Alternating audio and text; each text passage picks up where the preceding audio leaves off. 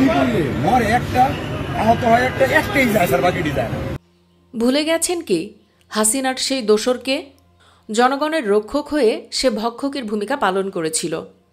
ছাত্র আন্দোলনের সময় সে একটি ভিডিও দেখিয়ে তখনকার স্বরাষ্ট্রমন্ত্রী আসাদুজ্জামানকে বলেছিল, গুলি করি মরে একটা, একটাই যায় স্যার, বাকিটি যায় না। জানা গেছে আন্দোলন দমনে ডিএমপির যেসব কর্মকর্তা অতিবল প্রয়োগ করেছে তাদের অন্যতম এই পুলিশ। গণ অভ্যুত্থানে প্রথম দিকে হাসিনার পতন না হলে সে হয়ে উঠত আরও ক্ষমতাধর। হাসিনা পলায়নের পর সে কোথায় আছে, কি করছে?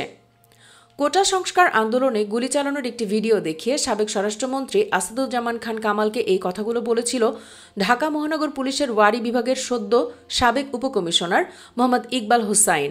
ভিডিওতে ইকবালকে বলতে শোনা যায়, গুলি করে করে লাশ নামানো লাগছে স্যার, গুলি করলে মরে একটা, আহত হয় একটা, একটাই যায় স্যার, বাকিটি যায় না।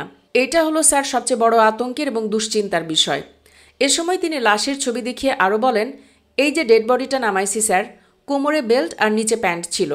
মানুষ মেরে ফেলার মতো কঠিন কাজ করেও অবলীলায় ঘটনার বর্ণনা দিচ্ছিল। চেহারায় বিন্দুমাত্র অস্বস্তি দেখা যায়নি। 5 আগস্টের ঘটনায় ইকবালকে খুলনা রেঞ্জ ডিআইজি কার্যালয়ে সংযুক্ত করা হয়। এরপর থেকে তার কোনো হদিস নেই। মানে এত অপরাধের পরও আসিফ নজরুলের আইন মন্ত্রণালয় তাকে ছাড় দিয়েছে। হাসিনা পলায়নের পরই তাকে গ্রেফতার না করে বদলি করে পালানোর সুযোগ করে দিয়েছিল। এ নিয়ে শুরুতে অনেকে ক্ষোভ ঝাড়লেও সময়ের ব্যবধানে এখন সবাই ভুলে গেছে। জানা গেছে ইকবাল 1981 সালের 1 ফেব্রুয়ারি নরসিংদীর মনোহরদী থানার খিদিরপুর ইউনিয়নের পীরপুরে জন্মগ্রহণ করে। শিক্ষক বাবা বীর মুক্তিযোদ্ধা শওকত আলী আওয়ামী লীগের রাজনীতিতে যুক্ত। ইকবাল গাজীপুরের বঙ্গবন্ধু শেখ মুজিবুর রহমান কৃষি বিশ্ববিদ্যালয় থেকে উদ্যান তত্ত্বে স্নাতকোত্তর করেন। 2008 সালে তিনি 27তম বিসিএস-এর সহকারী পুলিশ সুপার পদে যোগ দেন। শুরুতে ডিএমপির কন্ট্রোল রুমে সহকারী পুলিশ কমিশনার হিসেবে দায়িত্ব পালন করেন। পরে হাবিবুর রহমানের আস্থাভাজন হয়ে ওঠেন। সিলেট মহানগর পুলিশেও এসি ছিলেন ইকবাল। 2016 সালে অতিরিক্ত পুলিশ সুপার পদোন্নতি পেয়ে ব্রাহ্মণবাড়িয়ায় বদলি হন। এরপর 2018 সালে কক্সবাজারের অতিরিক্ত পুলিশ সুপার হিসেবে বদলি হন। পুলিশের দক্ষতা ও সাহসিকতার স্বীকৃতি বিপিএম পদক পেয়েছেন তিনি। এরপর পুলিশ সুপার পদোন্নতি পান এবং কাজ করেন ডিবিতেও। তবে হাবিবুর রহমান ডিএমপি কমিশনার হিসেবে দায়িত্ব পাওয়ার পর 23 নভেম্বর ইকবাল ওয়ারি বিভাগের উপকমিশনার হন। অল্প সময়ে এত প্রমোশনের মাধ্যমেই প্রমাণ হয় ইকবাল তার কর্মজীবনে কি পরিমাণ অন্যায় অবিচার করেছেন। কারণ অন্যায় করে আওয়ামী লীগকে খুশি করতে না পারলে তো এত প্রমোশন দেওয়ার প্রশ্নই ওঠে না।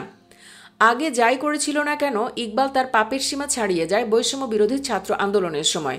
তখন ঢাকার যেসব স্থানে বড় জামায়াত হয় তার মধ্যে অন্যতম ওয়ারি বিভাগের আওতাধীন যাত্রাবাড়ি, শনির আখড়া ও কদমতলী। আন্দোলন দমাতে প্রাণপণ চেষ্টা করেছে এই ইকবাল। গুলি করার সরাসরি সাক্ষ্য প্রমাণ থাকলেও নতুন সরকার শুরুতে তার বিরুদ্ধে কোনো অভিযোগ দায়ের করেনি, এমনকি গ্রেফতারও করেনি। 5 আগস্টের ঘটনায় ইকবালকে প্রথমে খুলনা রেঞ্জ ডিআইজি কার্যালয়ে সংযুক্ত করা হয়। তারও 15 দিন পর ইকবালকে 19 আগস্ট রাতে ডিবি হেফাজতে নেওয়া হয়। অগাস্টের পর 5 মাস পেরিয়ে গেল, এখনও পুলিশের কাছ থেকে তাকে হেফাজত কিংবা আটকের বিষয় নিশ্চিত হওয়া যায়নি।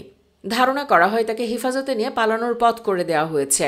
দর্শক, এত বড় খুনিকেও যদি ইউনূস সাহেবের সরকার সাজা দিতে না পারে তাহলে তাদের দিয়ে আর কি হবে? কমেন্টে জানিয়ে দিন আপনার যে কোনো মতামত। আর অবশ্যই ভিডিওটি লাইক, শেয়ার ও চ্যানেলটি সাবস্ক্রাইব করুন। ধন্যবাদ সবাইকে।